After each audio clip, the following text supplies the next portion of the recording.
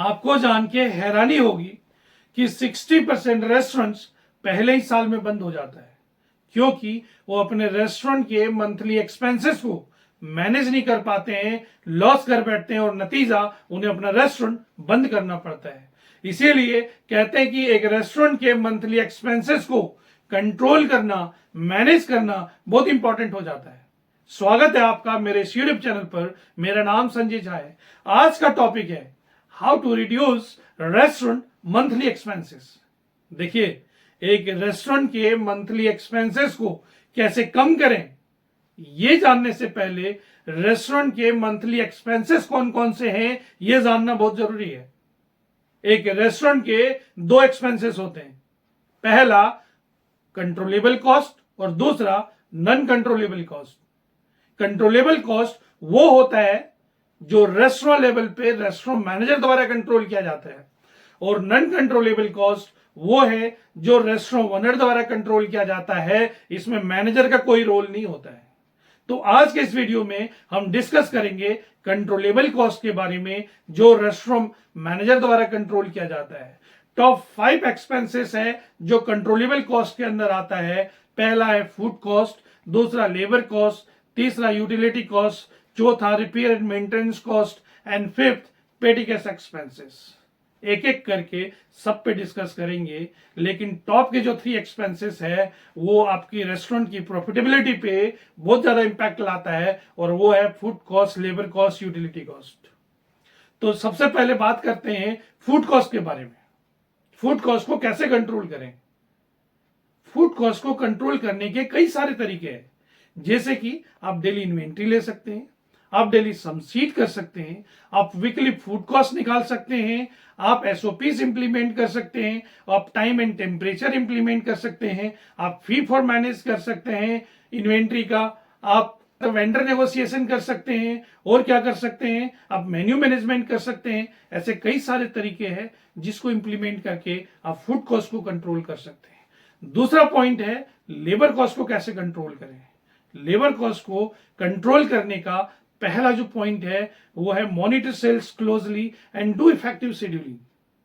आपके रेस्टोरेंट का जो शेड्यूलिंग मैनेजर है उसको अपने रेस्टोरेंट का सेल्स का ट्रेंड का पता होना बहुत जरूरी है, कि कौन से दिन कितनी सेल होती है, कौन से आवर में सबसे ज्यादा सेल होता है, कौन से आवर में सबसे कम सेल होता है। यह जानना बहुत जरूरी है ताकि उसी हिसाब से शेड्यूलिंग कर सके और लेबर कॉस्ट को कम कर सके। दूसरा जो पॉइंट है, आप पार्ट टाइमर्स हायर करके आप लेबर कॉस्ट को कम कर सकते हैं।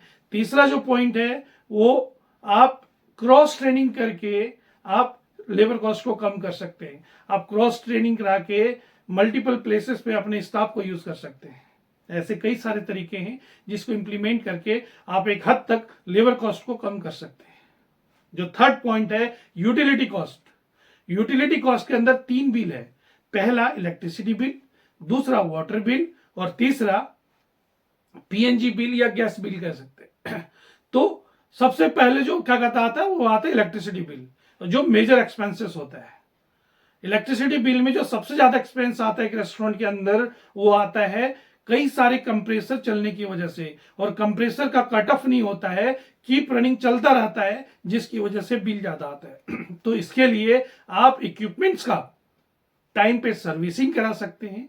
जो एसी है उसका आप सब टाइम पे सर्विसिंग कराएं, उसको आप एक टेम्परेचर पे सेट करते हैं 25-26 पे। नॉर्मली क्या करते हैं आपका स्टाफ 20 पे सेट कर देता है, 18 पे सेट कर देता है, जिसकी वजह से वो टेम्परेचर कभी मेंटेन तो होता नहीं, लेकिन कंप्रेसर चलता रहता है, जिसकी वजह से बिल ज्यादा आता है। इसीलिए अगर आप 25-26 पे मेंटेन करेंगे टेम्परेचर को तो कट ऑफ भी जल्दी होगा कंप्रेसर, और बिजली बिल भी कम आएगा।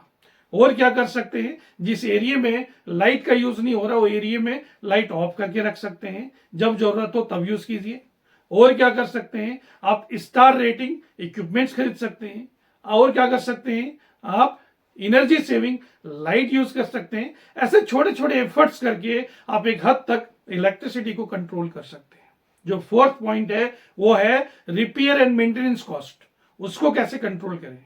देखिए, इसका सीधा सा फंडा है, जो कस्टमर के विजिबिलिटी में या जो कस्टमर के सेटिस्फैक्शन को हैम्पर करता है वो सबसे पहले सही होगा। और जो कस्टमर के सेटिस्फैक्शन को इंपैक्ट नहीं करता, जो कस्टमर विजिबिलिटी में नहीं है, उसको आप लिंगर ऑन कर सकते हैं, बाद में भी करा सकते हैं, वो खर्चा पेंडिंग कर सकते हैं। जिस महीने आपका कम खर्चा हो उस महीने उसको डाल दीजिए। ऐसे करके आप एक हद तक रिपेयर एंड मेंटेनेंस को भी कंट्रोल कर सकते हैं। और फिफ्थ पॉइंट है पेटी कैश एक्सपेंसेस। पेटी कैश एक्सपेंसेस को कंट्रोल करने के लिए इस पे आप एक टारगेट सेट कर सकते हैं कि भैया इससे ज्यादा आप खर्च नहीं कर सकते। बड़े खर्चे के लिए आप अप्रूवल डाल सकते हैं कि बिना अप्रूवल के बड़ा खर्चा नहीं होगा। और क्या कर सकते हैं, इसको क्लोजली मॉनिटर करके एक हद तक आप एक्सपेंसेस को भी कंट्रोल कर सकते हैं। देखिए, जब ये सारे खर्चे को क्लोजली मॉनिटर करते हैं डेली बेसिस पे और छोटे छोटे एफर्ट डालते हैं कम करने का एक्सपेंसेस, तो पूरे महीने में ये लाखों में कन्वर्ट हो जाता है, जो आपके प्रॉफिटेबिलिटी को बढ़ाता है। लेकिन इसका मतलब ये नहीं हुआ खर्चे कम करने के चक्कर में आप प्रोडक्ट की क्वालिटी के साथ समझौता कर रहे हैं या कस्टमर सेटिस्फैक्शन के साथ समझौता कर रहे हैं।